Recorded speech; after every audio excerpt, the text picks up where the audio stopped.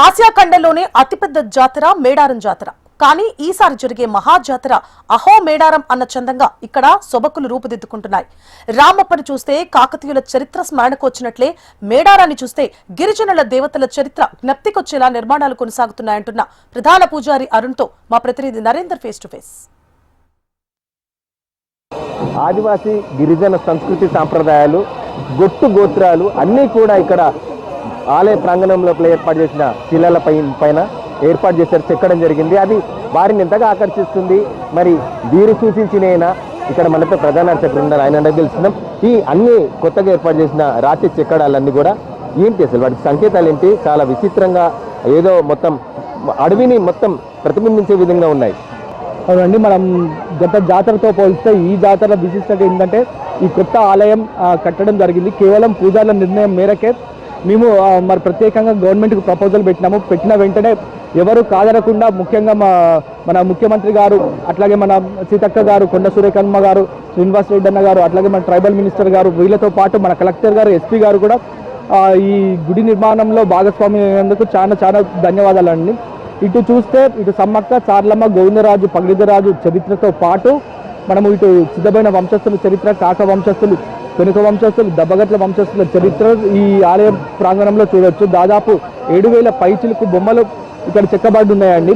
ఆదివాసుల జీవన విధానము, ఆచారాలు, కట్టుబాట్లు, గొట్టు గోత్రాలు, వీళ్ళ పెళ్లిళ్ళ విధానం ఎట్లా చేస్తారు ఏంటి అనేది, ప్రకృతిని ఎట్లా పూజిస్తారు, ఏ చెట్టుకు పూజిస్తారు, ఏ జంతువుకి, ఏ వృక్షానికి పూజిస్తారు, నిప్పు ఎట్లా పుట్టింది, నీరు, ఆ గాలి, అంటే ప్రమాదాలు జరిగినప్పుడు ఏ చర్యలు తీసుకుంటారు, దాంతోపాటు ఔషధ గుణాలు ఉన్న మొక్కలు, ఆయుర్వేదం, ఇవన్నీ ఈ ఆలయ ప్రాంగణంలో చెక్కబడి ఉన్నాయి.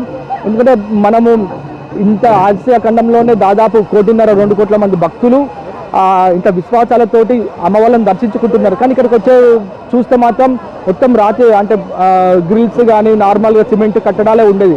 అమ్మవారికి చరిత్ర అనేది లేదు. ప్రత్యేకంగా ఒక రీసెర్చ్ ఇన్స్టిట్యూట్ వాళ్ళు దాదాపు 10 సంవత్సరాల నుంచి ఈ అమ్మవార్ల చరిత్ర మీద మా మీద రీసెర్చ్ చేసి ఈ లాస్ట్కు ఒక అత్యంత అద్భుతమైన కట్టడం ఇక్కడ నిర్మించడం జరుగుతుంది. దాదాపు ఇప్పటికే భక్తులు అధిక సంఖ్యలో పాలు పంచుకుంటున్నారు. 10 లక్షల మంది పైగా భక్తులు అమ్మవార్లను దర్శించుకుంటున్నారు. అంటే నెల రోజుల ముందు నుంచే ఇంతమంది భక్తులు రావడం కూడా చాలా హర్షించదగ్గ విషయం అండి. చూస్తున్నాం మొత్తానికి అయితే రీసెర్చ్ చేసి మరి ఆదివాసి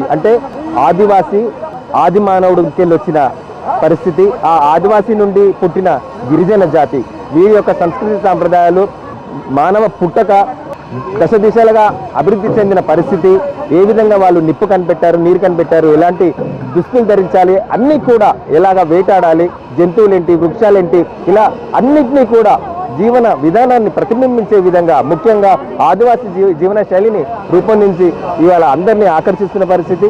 మొత్తానికి ఈ పూజారుల్లో ఇటు గిరిజనుల్లో చాలా సంతోషమవుతుందని చెప్తున్నారు. కెమెరామెన్ సంపత్, నరేంద్ర, చెం టీవీ.